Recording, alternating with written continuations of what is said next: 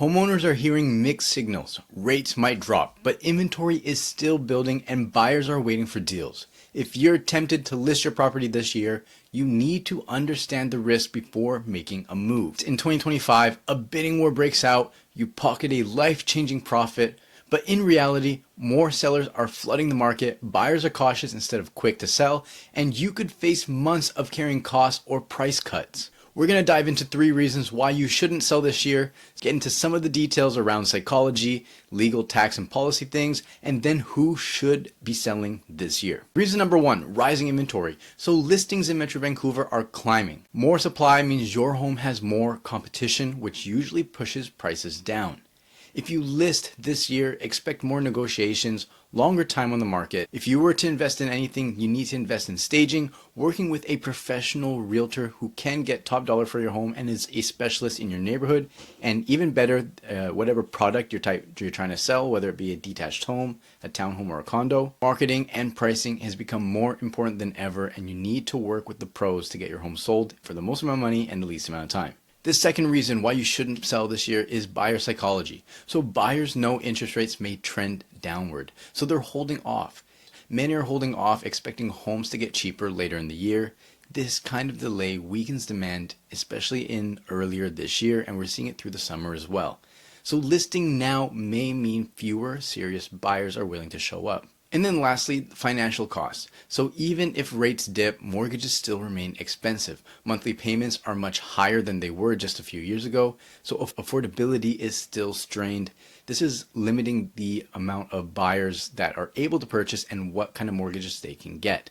So your pool of qualified buyers right now is way smaller. And then there are a bunch of hidden risks. So price cuts signal weakness to buyers, meaning buyers will think they can get a better deal on your home even if you're just pricing for what the market is. So be careful of overpricing. Carrying 2 homes, especially if you're already committed to buying one and you still need to sell your own. Bridge financing can eat into your savings, or even carrying 2 mortgage can eat into your savings. Assignments or quick flips, these are tougher right now to sell because they're pretty strict lending rules, but also there's tons of assignments flooding the market. And assignments are when someone is trying to sell a pre-sale before it's built.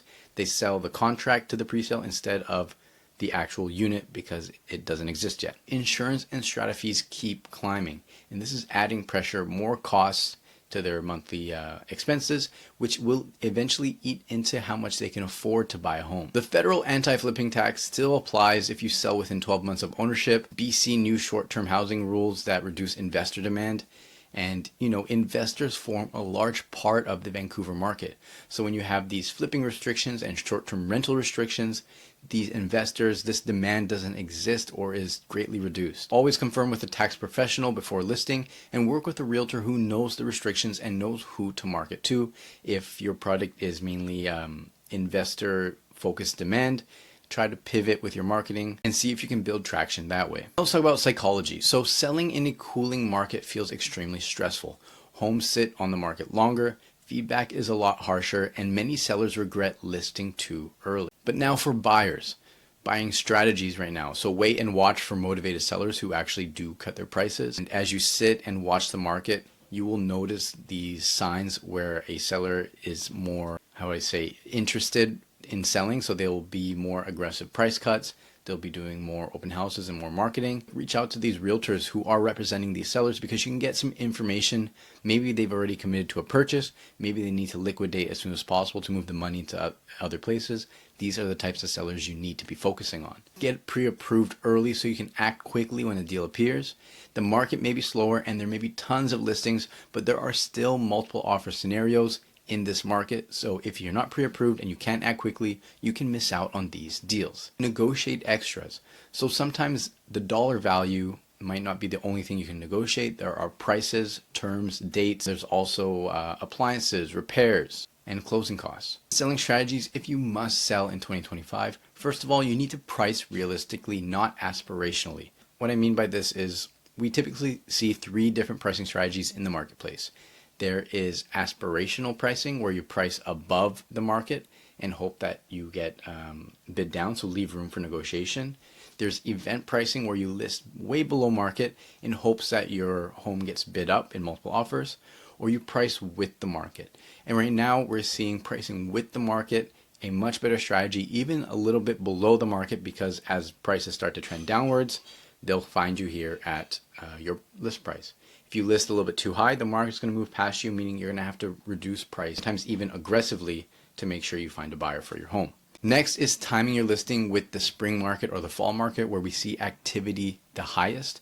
Usually in the summertime, parents are on vacations because kids are out of school, and usually their purchasing or selling plans get pushed off until kids are back to school and parents can resume to their regular schedule. So the fall market is really good. The spring market is also really good because the winter market is usually dead. A lot of people don't want to move, buy or sell during the Christmas holidays or New Year's.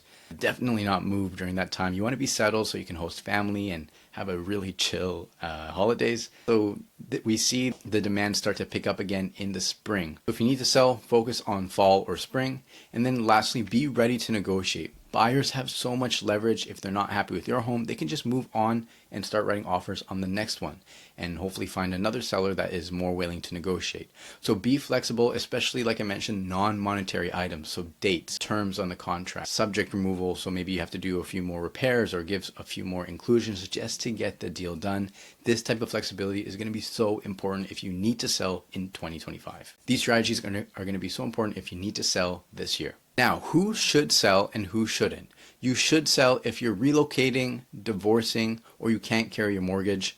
A lot of reasons people do sell is growing family or changes in family, hence a divorce or separation, relocating to a new place. And then the mortgage one is really important if for some reason a seller is in distress, they can't complete on a property, or their mortgage expenses are too high. These are the people that need to sell. But you shouldn't sell if you are financially stable and your home currently meets your needs. Waiting could mean a stronger market later, especially if you don't need to purchase right now. In conclusion, in 2025, selling is a defensive move, not an offensive one. So if you don't have to sell right now, holding may be the perfect option to save your equity and your sanity. But if you do need to sell, follow the strategies, work with a professional realtor, and rewatch this video if you need help. Stay informed, talk to professionals, and only list if the circumstances demand it. If you found this video breakdown helpful, please subscribe for more clear real estate explainers tailored to Vancouver, and I'll see you on the next video. Peace.